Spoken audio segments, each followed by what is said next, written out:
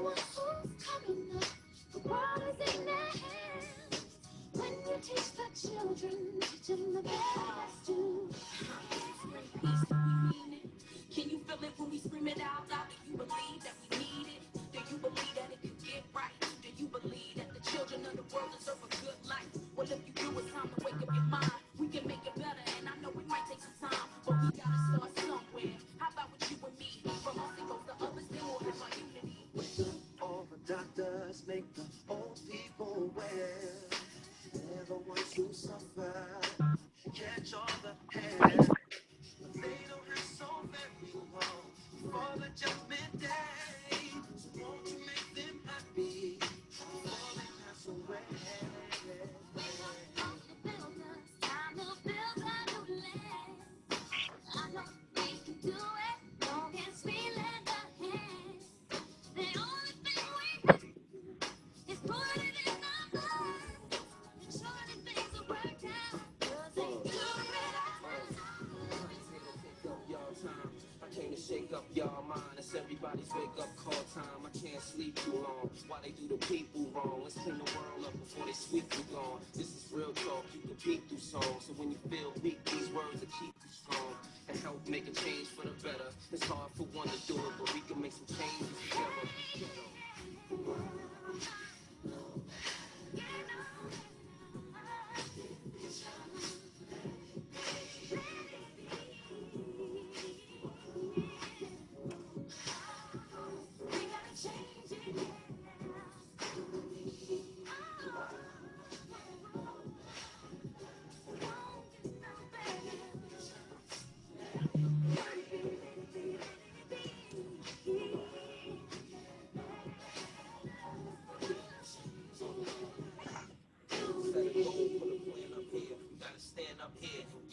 To the man upstairs, put the egos and the pride to the side regardless. Just be role models, parents, artists. We can make a change or we can make it the hardest. If you gonna make a baby, you should make them the smartest. Let them know good and bad, right from wrong, how to roll with the punches when life moves on. And the stress won't take toll if you don't sweat it. World won't get no better if we don't let it. Let the negative energy ride.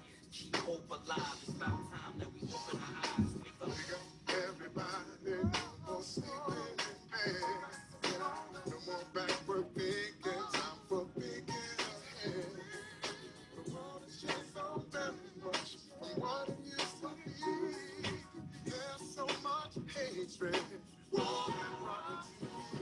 Wake up, wake up, wake up, wake up, wake up, wake up, wake up, wake up. yeah, we all best to vote. I don't care about the guns you told. Listen to me like you listen to Fahrenheit 9/11. Ain't no time for the second guess. The words I speak, wake up. The ones who sleep, the leadership's fiction out. Teach the kids with peace. They don't have to worry about the police. We make them rich so they don't have to see.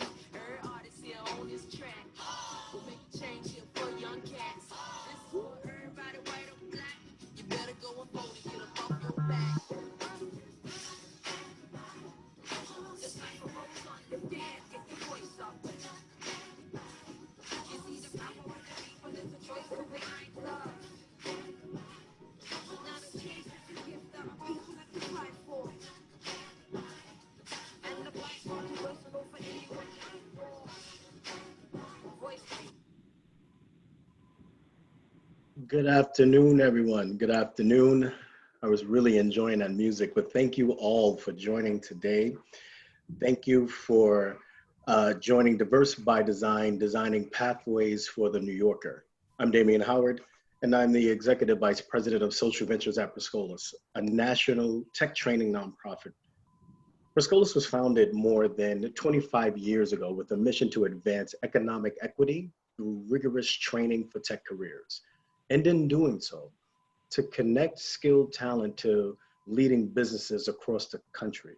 And we've been able to do that successfully over this last 25 years, serving well over 11,000 individuals. Very quickly and briefly, about 5 years ago, I came up with the idea of Diverse by Design after dealing with an extremely disappointing encounter with a potential corporate partner. That encounter pushed me to figure out how could we tactically address conscious and unconscious biases within talent sourcing strategies that are used across multiple industries. I then tapped my colleague, my partner, and my very dear friend, Ken Walker, who happens to be the Senior Vice President of Core Mission Support at Perscolas. And together, in 2016, we launched Diversify Design. And our first Diverse by Design event was held at Google New York's headquarters on 15th Street and 8th Avenue in strategic alliance with the Information Technology Senior Management Forum, better known as ITSMF, which since 1996 has been dedicated to increasing the representation of Black professionals at senior levels in technology to impact organizational innovation and growth. With Diverse by Design, we created a space where leaders such as yourself in technology and workforce development could come together to discuss and share best practices to attract, retain, and develop skilled Black and brown technology professionals.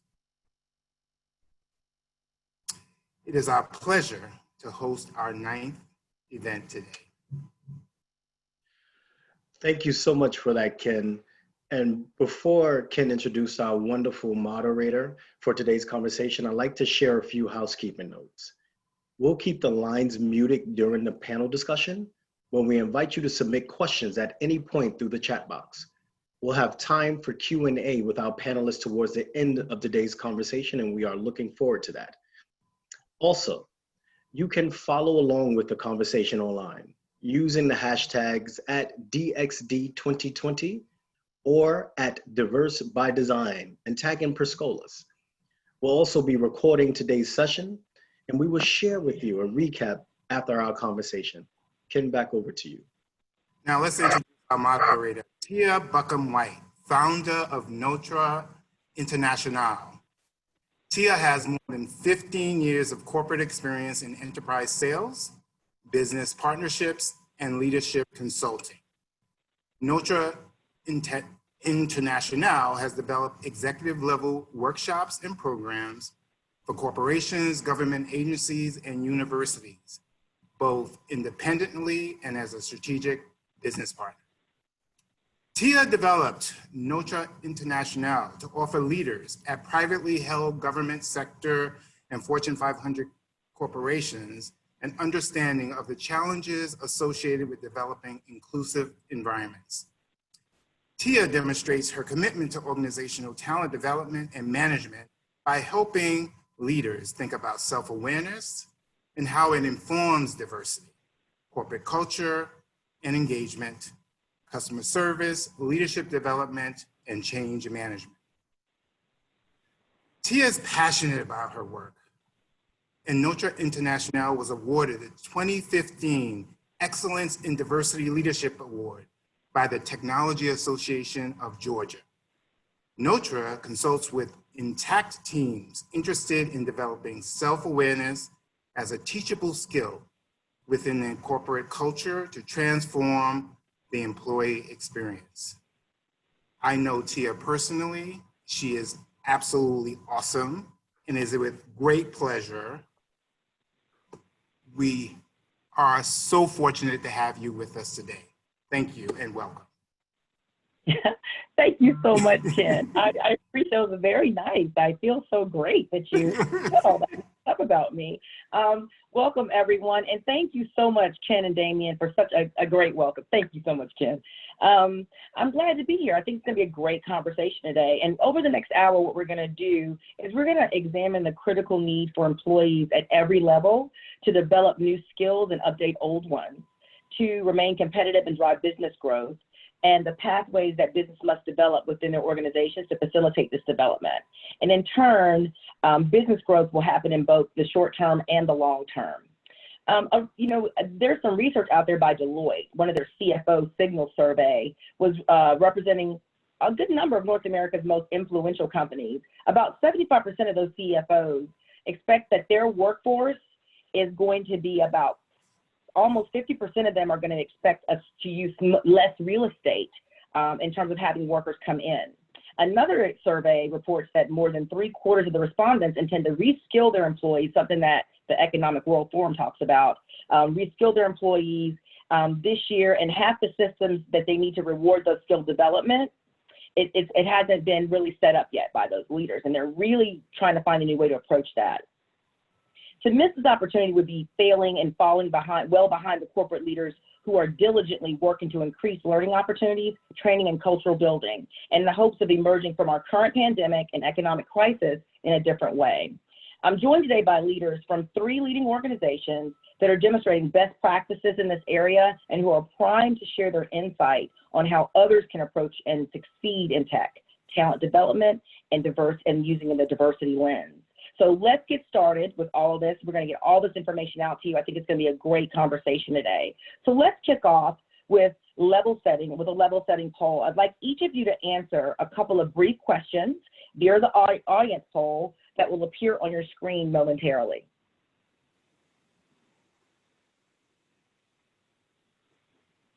All right, so the first question is, when thinking about your organization's workforce needs, which of the following is true?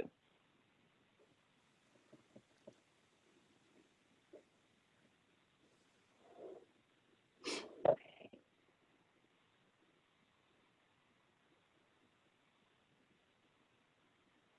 The next question. What is your organization's greatest challenge to develop and retain diverse talent?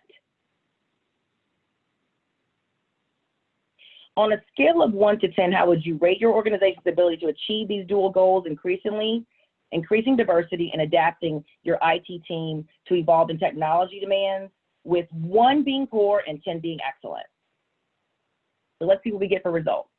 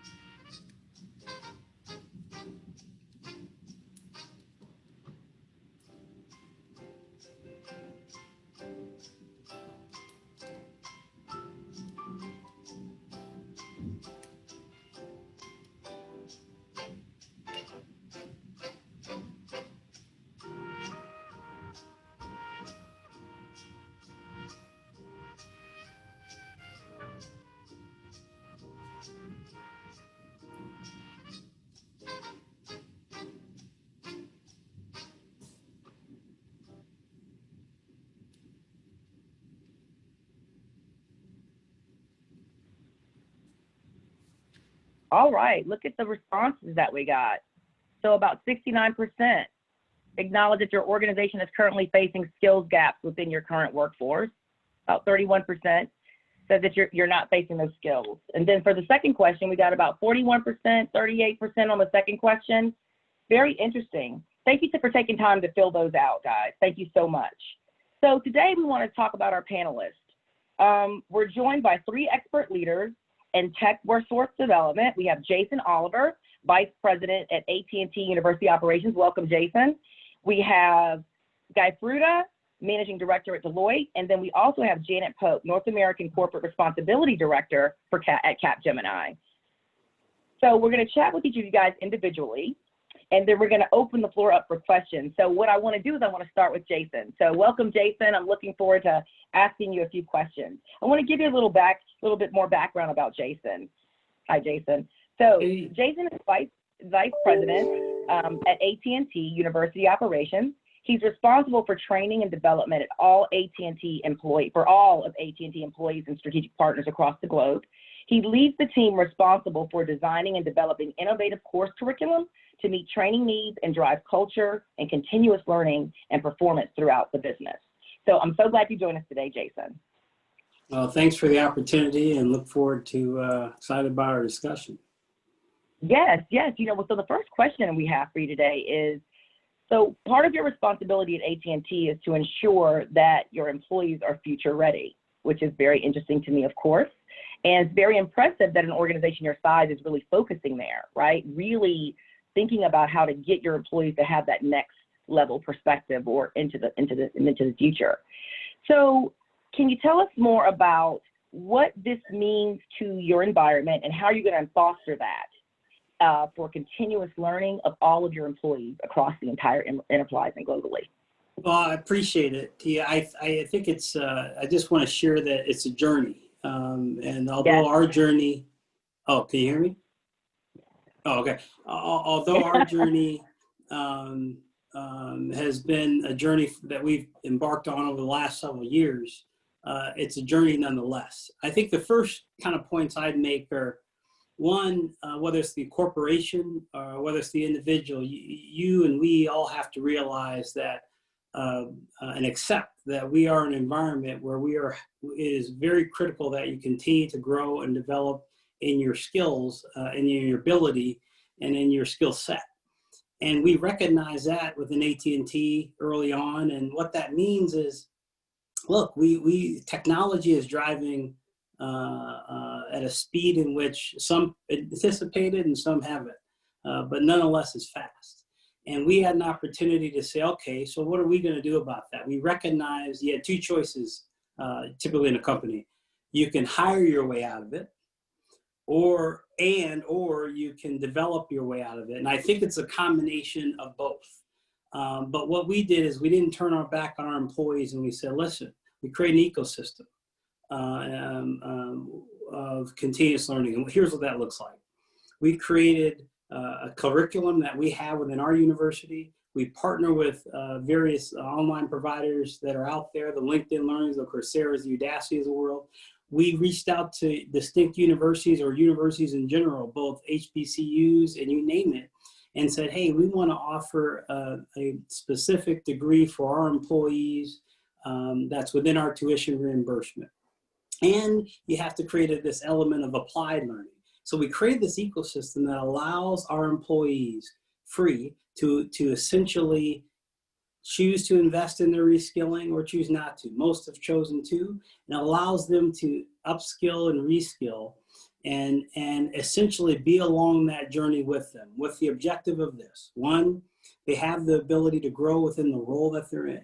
Two, they have the ability to grow in from one discipline to a next. And the ultimate for all of us is you want to grow upward in your career. And so by creating this learning culture, by creating the resources and tools and providing that to the employees, as well as some additional tools to allow them and for us to meet them where they are versus have them meet us where we are, and allow them to say, here are the jobs that are growing, here are the jobs that are declining, and make informed decisions for themselves. And it's kind of what we've embarked on and what we're proud of. And it typifies kind of this challenge that we're all facing.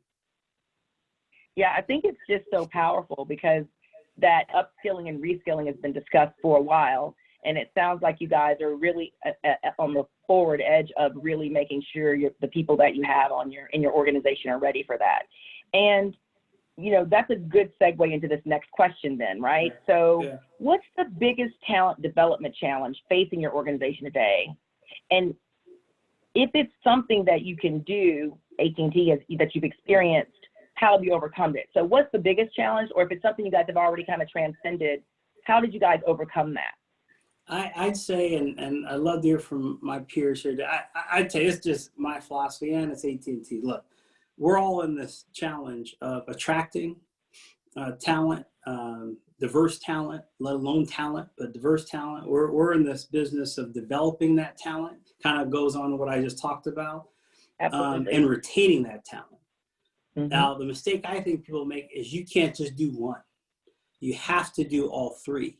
And you have to be good at all three, because if you can attract them well, the talent you need well, but you can't develop it, or you don't have an ecosystem that I talked about, develop that talent, let alone retain it or create a culture that is conducive to the type of talent you're gonna have a challenge. And so within AT&T, and other companies our size, we face this. So one, we face it. Yes, we have a lot of work to be done and a lot of work to go, but you can't tackle this necessarily. You can through comp and through the culture and through the right employee value proposition. But really, for us, it's tying all three of those together. So when you come to an AT&T, you're attracted to AT&T. Obviously, you have to have the culture in place to make sure people say it's a good place, checks and balances, right? But then you're able to get exposure to what I just talked about in terms of our learning ecosystem. We have various programs that we put in place to identify that talent, develop that talent, and attract that talent. And it starts with recruiting. It starts then with my organization in terms of training, and then it evolves into that retention, which really goes down into how you reward, recognize, and also promote and develop talent. So I'm here to tell you, we feel good about where we're at. We feel good about how we shared those successes with others. But I'd be lying to you if you said we don't have work to do. And that's particularly in the areas of continuing to track in technology, Black, Latinx, and just diverse, holistic talent across the board. But we're doing it through partnering.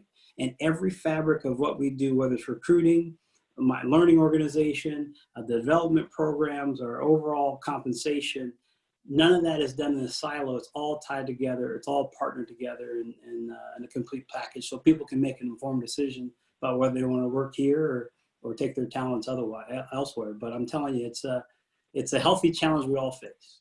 So.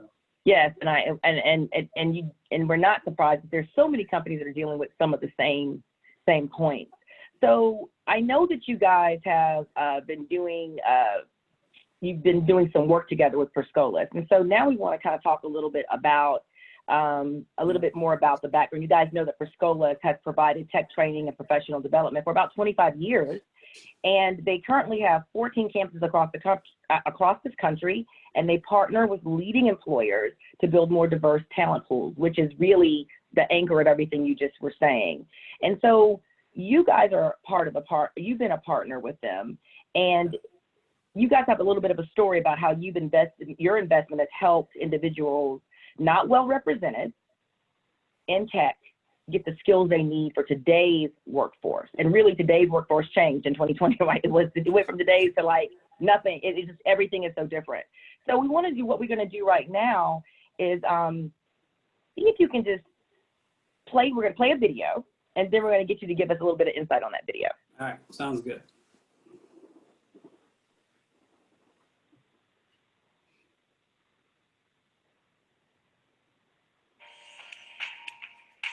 My name is Fabiana Rodriguez, and I'm in New York City. I grew up in Puerto Rico, and I got a degree in business and marketing. A lot of people ask me about my experience in Perscolas. While I was in college, I tried different routes, but I never considered a career in technology until I got a job as a marketing consultant. And most of my clients, they will ask me a lot of questions about technology. So a friend of mine said, like, I know about this nonprofit in Bronx. Just go there. Just go and ask. And I was originally applying for a cybersecurity program. In that interview, I was asked, like, if I knew what was a motherboard. And I simply didn't know. The director of admission told me, like, I don't think you're ready for cybersecurity. You should go IT support. And I'm really glad she was so honest and straightforward. I listened to her. I was like, okay, I'm going to do it. Let's go. Instead of being like afraid of the tech world, it was more like, okay, there's a lot to learn. I think there's a community of students, professors, also administration, and we all know why we're there. And right now, I have 4 CompTIA certifications. They will expire sometime. It's not like, oh, I just got the certifications, I'm done. There will be another certification. There will be a new technology that I don't know about, but it will come out. I will have to learn about it. I think that's how Perscolas prefer me.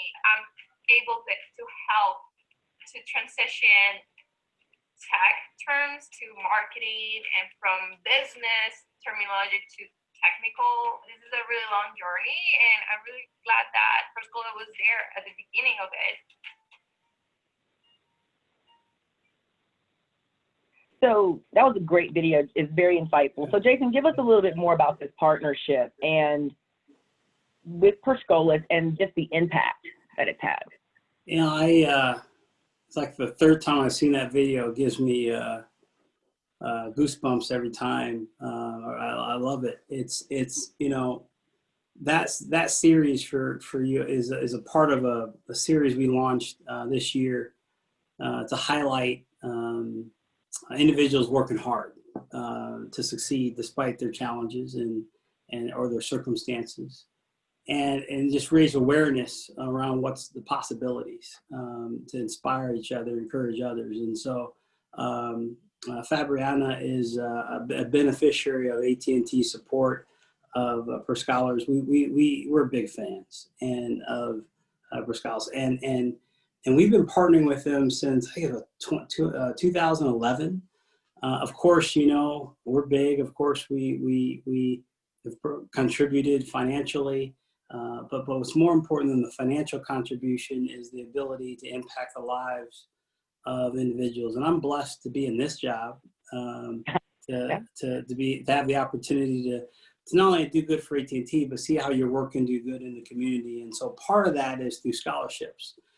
Through some of the partnerships we have, we've actually recently been able to present 2,300 scholarships online, academic, through our Coursera, LinkedIn, so people can go get a degree or a nano degree in a technical area, an evolving area, and transform their skill sets and hopefully transform their life.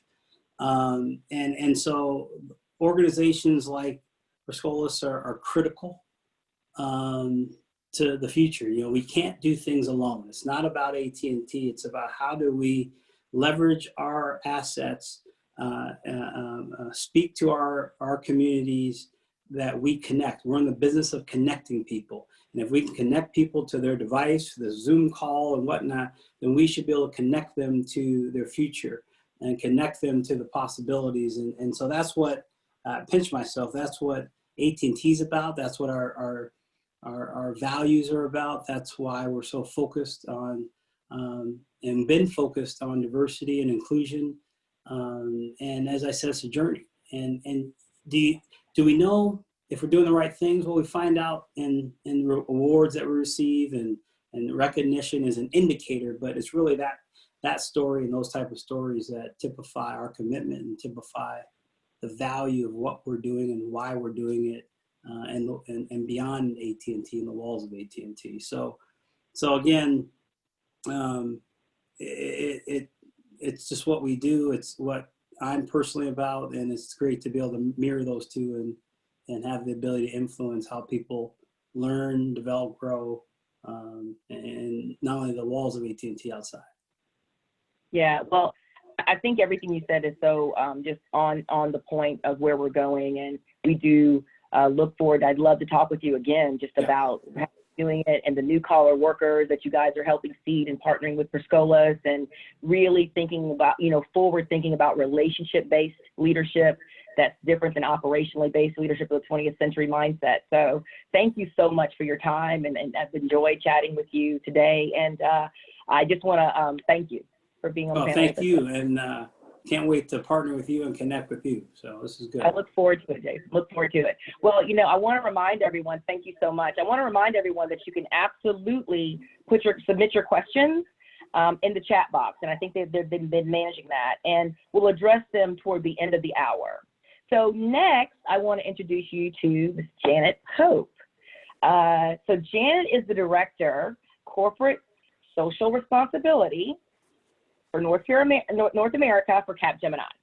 And she has 15 years of consulting experience working with executive leadership teams to implement collaborative solutions that expand the reach of impact of corporate social responsibility. She's responsible for continuing to cultivate a culture of inclusion by developing and delivering workforce engagement strategies that align directly with the business strategy, support people, protect the planet, grow partnerships, embody overreaching corporate values. This is really going to be interesting. You have you're another one of those really interesting jobs on the cutting edge of, happens to be where it was going to be exciting if we didn't have the pandemic, but what you're doing in the pandemic and the way things have changed, it's going to be exciting to ask you a few questions today and talk with you. So welcome, Janet. Thank you.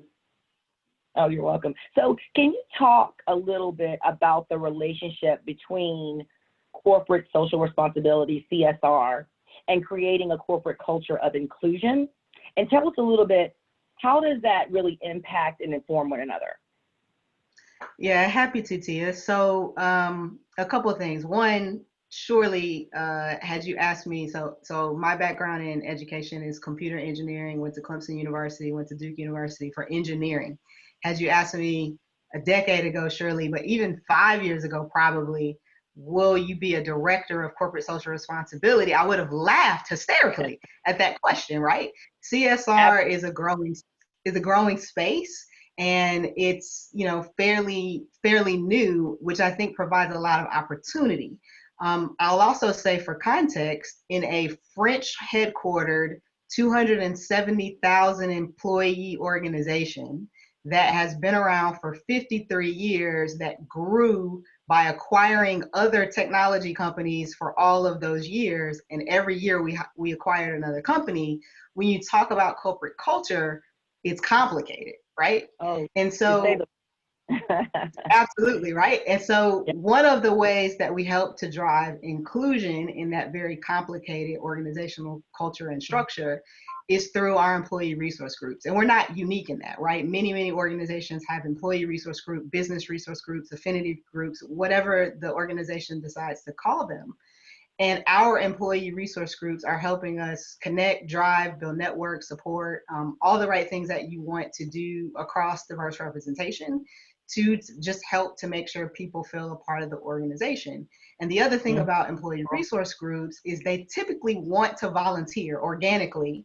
They want to do things in the community. They want to give back in the community. And so what I found in terms of just bringing the strategy of corporate social responsibility, which for Capgemini is focused on volunteering, focused on sustainability, focused on diversity, and bringing that strategy together with our diversity, equity, and inclusion strategy, we could really come together and say, hey, instead of just volunteering by donating in food banks and other things that we were going to do naturally, let's make sure that the way that we volunteer is really aligned to giving back, leveraging technical skills that we have as technical consultants. And so, again, just bringing those strategies together, and it's what Capgemini actually calls digital inclusion, enabled us to think through and be more strategic in how our employee resource groups give back and how our employee resource groups are just aligning different things to different parts of the business strategy as well. So I think there's a lot of opportunity. There are a lot of organizations that are really thinking through how they can have a corporate social responsibility function. What should that function be focused on? I know I get into heated debates in whenever I'm talking to HR folks on, like, does diversity sit under HR? Does it sit under CSR? Does it sit under the business? Does it sit under marketing? You talk to any organization, it's probably going to sit somewhere different. And I think there's so much opportunity to just make sure we're bringing those strategies together, because there's greater impact and, honestly, being really transparent, budget in coming together as a collective in driving the different initiatives, again, based on the synergies. Yes, and because we're in, to go with what you're saying, because we're in a new world, I really do think that people getting more comfortable with the conversation around diversity and all the ways that different groups of people see it, and the traditional ways that we look at it from a social, social justice standpoint. Now we're thinking about the way people think, the way people live, who they love. It's just so much more diversity of thought. So, yeah, like you said, getting comfortable with that's going to make a huge difference in terms of how you guys figure that out, every company, really. So give us a little bit. This is really good, actually. It's a great segue into this point. So tell us about the misconceptions regarding tech company culture, and sometimes that gets blamed for why there's not a lot of diversity, right? And I know you've heard that conversation, so you kind of gave us a good segue into this next question. And what do you think the steps are that organizations can take to really help people within and maybe outside, from a marketing standpoint, understand what they need to do? You just should get your perspective on that. Yeah, I mean, tech culture has a bad rap as a bro culture, right? And there's lots of reasons that are relevant why we've gotten that rap. So I think one of the most important things to help just change this perception is around representation, right? And so one of the things we talk about all the time, and I think most organizations talk about, and Jason mentioned the AT&T goes to HBCUs earlier, you can't show up at an HBCU with the wrong representation, right? I'm not gonna believe that you actually care about diversity and inclusion if you show up at an HBCU with 50-year-old white guys, right? I'll just say it direct here. I'm just not gonna buy that if I'm a student at Spelman, right? So how do you make sure that you have the right representation, not only when you go to HBCUs, but any school that you're going to recruit? Employee resource group is a great way to support having the right representation.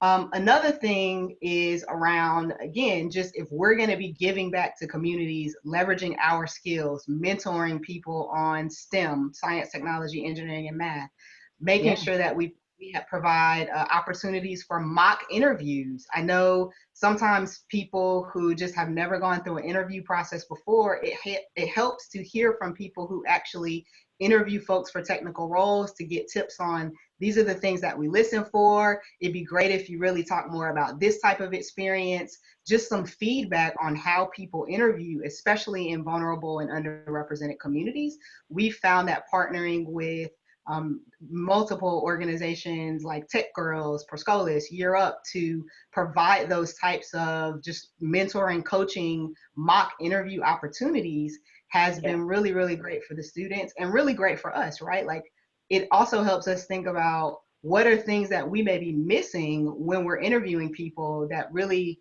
are great skills that people have, but we're not always asking the right questions. So we frame all this as, it's a little bit of a weird term, right? Digital inclusion, but that's really us saying we have something to offer the community and we want to volunteer in a way that truly gives back, leveraging and tapping into our strategic skills, our technical skills, cloud skills, cyber skills. And I really think, a lot of organizations are out here writing big checks, and there's nothing wrong with writing big checks. We all know that can be great. And if we truly want to make an impact in our communities, the way that we do that, the way that we help generate generational wealth is we provide skills training on technology, and we couple that with an actual job opportunity, not rocket science, right? So great. Please continue writing your big checks. I know AT&T's gonna always be good at that, and many other big companies too, right? Thank you, Jason, for those checks. And let's make sure that we're always providing people with training on technologies and where it's going and giving those jobs. So I'm very passionate about, let's give people job opportunities. Also, I would say, whenever you go to do diversity work, please don't bring people that have been voluntold and don't want to be there. That is not helpful in diversity recruitment processes. So that's not good. But thank you. We have one more quick question that I want to get in, if we can just kind of squeeze this in. So DEI goals being defined as, being separate. We kind of talked about this when you spoke earlier about the different groups and CSR and DEI. Could you give us a little insight on that? Can you share your thoughts on where do you believe that DEI goals should be defined? And are they separate from the organization's goals? Are they part of the business goals? Give us a little bit more about that. Just one last question, just another quick, some more feedback on that. What's the impact? I'll try to answer this as fast as I can. We've seen this in consumer products and goods. Like, we know we need diverse representation to come up with the best products. H-E-B, a grocery chain in Texas, would not have the great guacamole that they have without an employee resource group supporting that. They will tell you that. I think, the chili Fritos came about because of employees in Frito-Lay that helped, and I'm probably messing up companies, but the Flamin' Hot Cheetos came about because of employees and the diversity in the workforce. It's really, really clear for consumer products and goods. What I think people haven't quite always connected the dots on is, again, beyond just the typical things we talk about, like innovation and diversity of thought and that type of thing. We're past that now.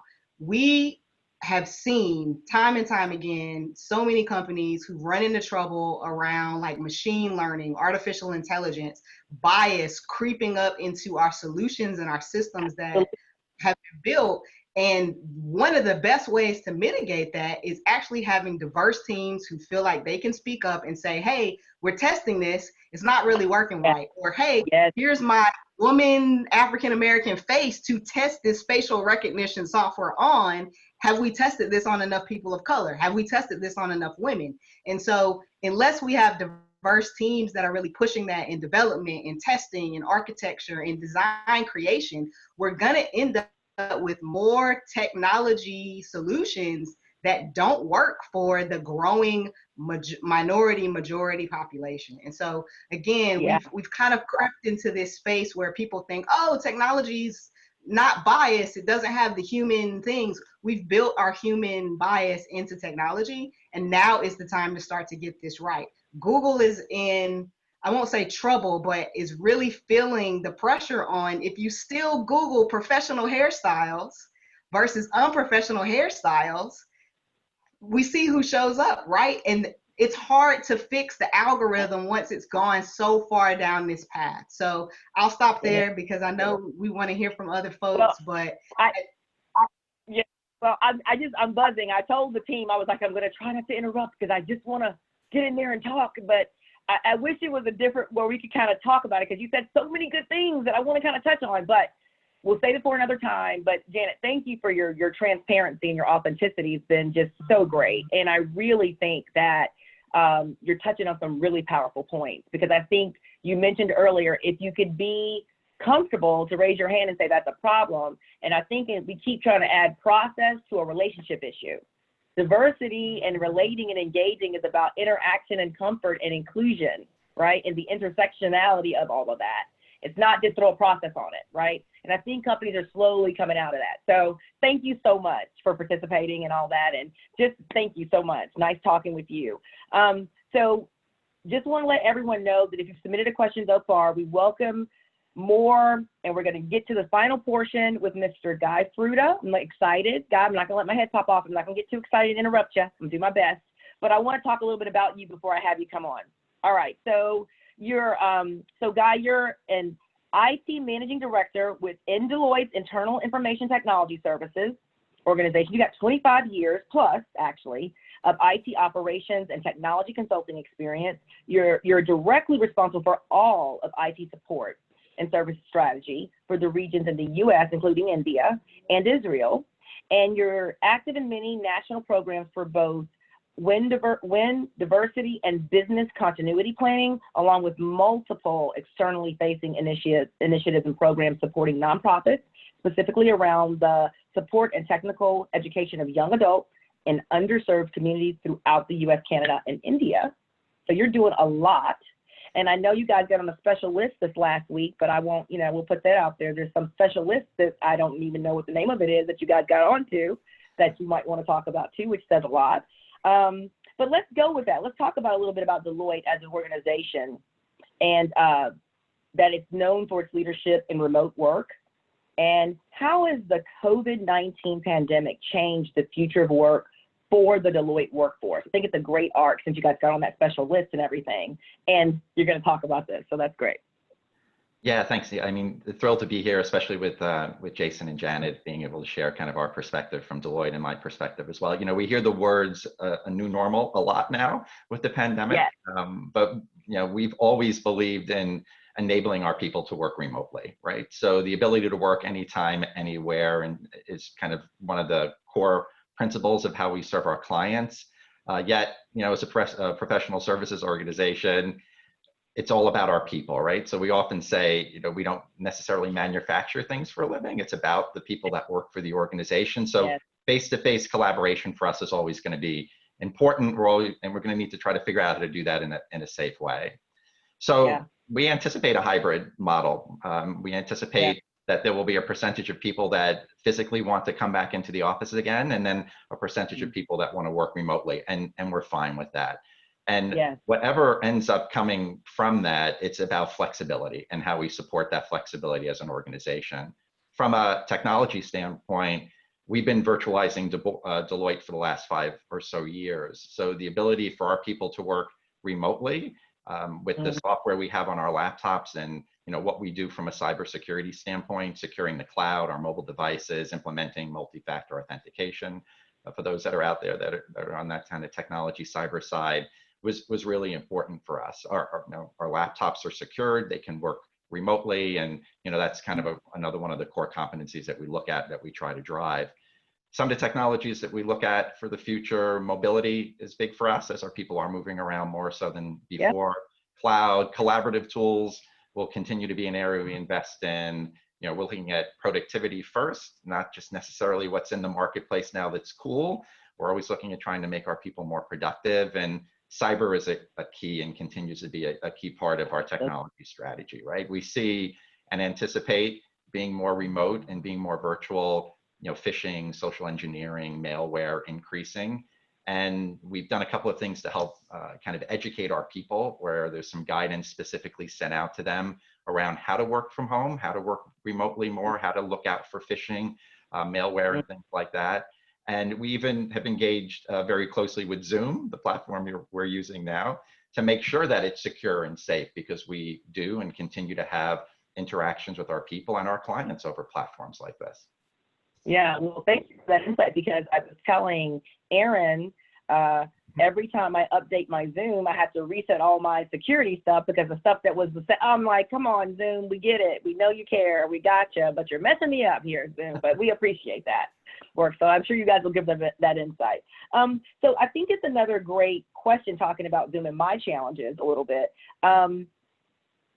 Since COVID-19 has presented, right, this new host of challenges that negatively have impacted talent retention, what are some of the actions that companies in general must take to ensure that they're able to retain and promote diverse staff? So COVID is, it's changed our lives in so many ways. What is your perspective on that? Yeah, my feeling, I think the feeling of our leadership here at Deloitte is companies need to take a kind of unapologetic approach to diversity, equity, and inclusion, right? They must prioritize it, continue to prioritize it, and create organizations where people feel welcome, they feel inspired to be a part of it. As I said before, and I think as Jason mentioned, we're kind of in the people business, right? I'm sure with Capgemini it's the same, right? So for us, it's, if we don't have people that want to come and join us, want to spend their careers here, we really don't have much of a business offering, right? So I'm sure, as other organizations from us here at Deloitte, diversity is critical, and we believe diversity builds and grows stronger teams from that perspective. So we're looking at really 3 kind of D&I initiatives that have really spun up over the last number of months. One is a new self-identification option that people have, where they can represent themselves appropriately across several dimensions online that we have at Deloitte. We're also rolled out a new inclusion app where people can connect in these virtual communities,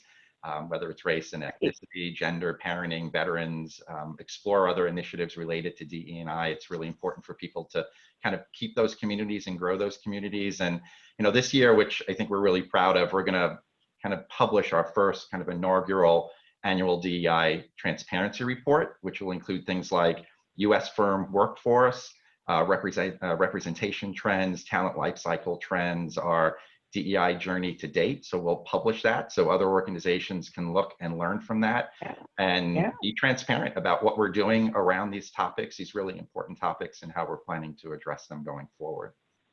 Yeah, that's great. That's great. I definitely see, hopefully we'll have time, but I'd love for you to talk a little bit more about that app and just give some context around that. That sounds pretty interesting. At the end, when we do some Q&A, that'll be great. One last question for you.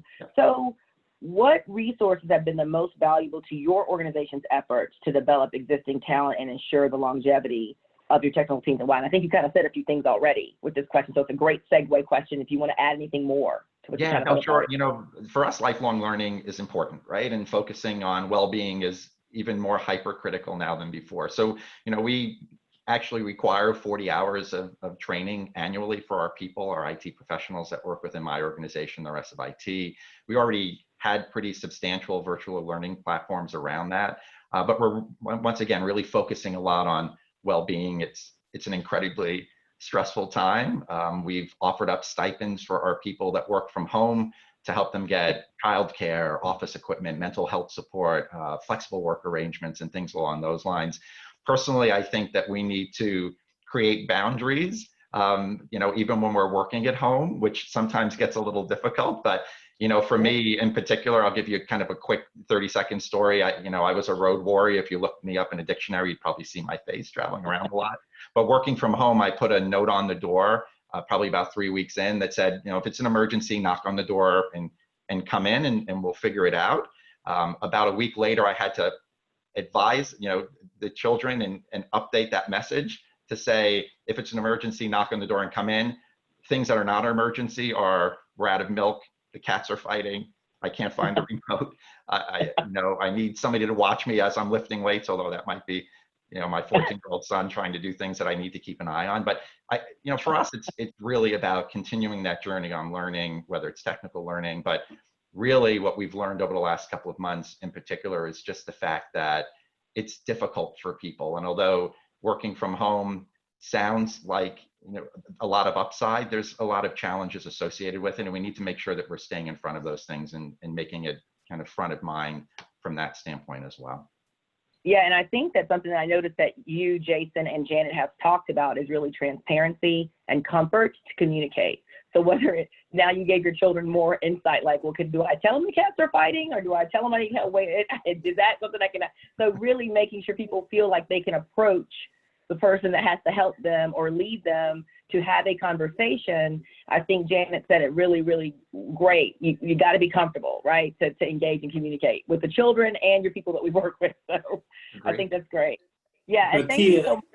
Tia, I have one more point, because I know I would say this, and it's an and to your comment. You have to, and to Janet's point, you have to be comfortable with being uncomfortable. That's what I would argue. I think we can stamp it on that point, because I think that gets into the self-awareness piece that we talk about with what we do. And if leaders don't realize they're carting in their own stuff, not just their biases when it comes to race, culture, and diversity, but how you think people should act. Should somebody be late or not on time? Should they have their stuff in a certain kind of way? There's all kind of ways that our stuff affects it. So I agree with you. Get comfortable with being uncomfortable. And I think the whole world has that handled. You're all uncomfortable in the world today. But thank you guys so much for participating. And I look forward to seeing if we can answer a few questions. Maybe take one or two questions. But let me know how we're doing on time. But let's do a couple of the audience questions now. Let's see. Okay, so we're going to do question and answer. And I think that I saw, okay, they said we can do one question. I'm so sorry, guys, because our time went. So I would like, because it's the one that I saw, would anyone on the panel have experience in the health sector, tech opportunities for the new world of working? Anybody want to speak on healthcare? I hope we can answer that quickly. And then also I'd like Guy to talk about that app, because that was a really strong, I think that got a lot of people's attention, but we'll see if we can do that. So go with both of those, just jump in. Let's just let our hair flow. Let's just let our hair hang low and just be wild to talk. So, with, the healthcare sector, does anybody want to give some insight on that? And guys, we have a second longer, maybe you can talk about that app. Sure. Nobody's mentioned, okay, Jason? I have a lot of thoughts. Why don't you talk about the app? Because I think Guy and I have similar apps that we put out there, but go ahead. And then there's another question I saw. I know we're going to run over, but that's okay. It was a good one. You guys are going to get me in trouble. Yeah, that's okay. Yeah. So, and yeah, I'd love to hear Jason's point of view on as well from an AT&T standpoint. I mean, for us, it was really about, finding, we have, a generation within Deloitte, I'm sure with a lot of organizations now that are very millennial based, so to speak. So we try to create ways of connecting with them in a way that is more familiar to them. So, the creation of apps is not necessarily new, even for our internal use, for how we put these things together and how we connect people. But the app is really, once again, about connecting communities of individuals together, right? Like I said, if it's, you want to connect on parenting, we used to have what we used to call business resource groups, where there were groups of people that would come together in the offices, and they would talk about, there'd be, new parents, new moms and dads would come in and talk about the challenges of, trying to balance work with young children at home. That is hard to do now, right? With getting people together in those type of communities, at least physically in offices. So we tried to create an application that allowed us to bring these communities of people together and share in a multitude of different ways. I think it's the first stage, and then likely moving in a lot of cases to Zoom meetings to connect with them. But the idea is that we have to find ways to connect with our people more and more. And with the younger generation coming in and joining us, you have to think of creative ways to catch their attention, to gamify it in such a way so that they feel like, this is something that they want to do, right? A good friend of mine, Kurt Steinhorst, wrote a book called Can I Have Your Attention? And there's a great Netflix documentary on just that these manufacturers that are creating apps now in the marketplace are just trying to grab minutes of your time, because while you're focusing on that, you're not focusing on other things. And that's what they think is most important. So we're competing with a lot of different priorities right now. We're trying to make it easy for our people to stay connected. So I want to dovetail before Jason talks about his app, but another quick question came in about does this correlate to the Slack type technologies? Is that kind of a correlation there with your apps, you and Jason? Yeah, I don't know if we're tied into a particular platform for it, but it's a way to collaborate and connect, right? So that could be a lot of different tools that we use, MS Teams, Slack, other things. It's about, it's a platform for connecting our people with, specifically around those dimensions I mentioned before, and really focused on DEI for us. And thank you for adding that piece. And I think Jason will let you kind of bring it on home. We got 1 minute before we have to go to that next session. So I think you can go ahead and jump in with your it's aligned to app. The one question I did see that I'll touch on was around this question around, is there a true skills gap?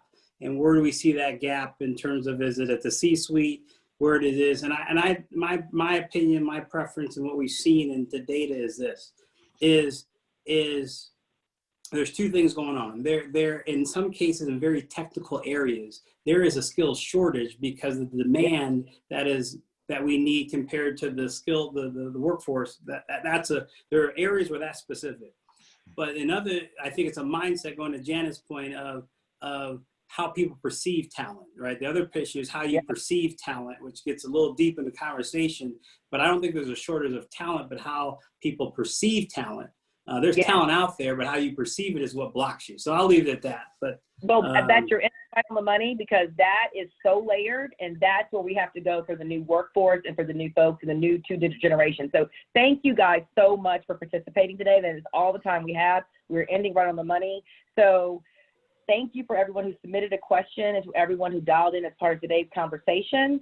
And a big thank you to Jason, Janet, and Guy for your time and knowledge today. So I'm going to pass it back to you, Damien. Tia, thank you so very much. She's just a brilliant individual with a great mind. Tia, you did a great job. Thank you for moderating today. And I have to thank our partners for this event, including ITSMS, AT&T, Notre International, Deloitte, and Capgemini. I also must say, Jason, thank you for joining, but I know Janet and Guy personally, and I have to say that it's refreshing to run into seasoned leaders who married their words with their actions.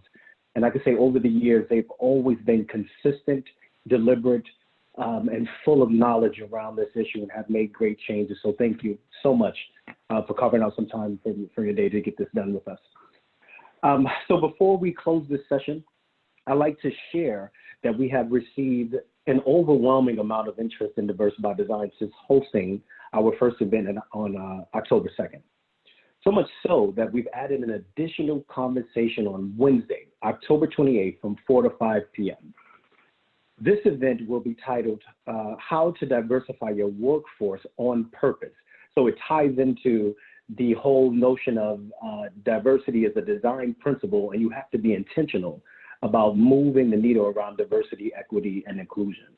And this will feature Perscolis Atlanta's managing partner, Tracy Palmer, and conversation with Mimi Hargrove from Cox, who's the manager of talent acquisition for North Highland Consulting, and Tasha McCormick, who is the head of diversity and inclusion and social change for ThoughtWorks North America.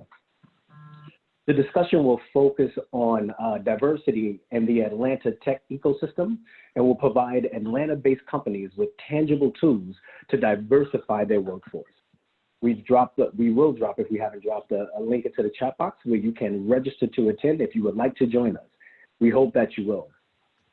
If you would like to learn more about hiring and building partnerships to find skilled and diverse tech talent for your organization, we welcome your inquiries at diversebydesign@perscolas.org. You soon will receive a recap of today's event that includes responses to today's audience Q&A. We'll also share a survey by email where we hope you will share your feedback on today's session. With that said, thank you so much for your time.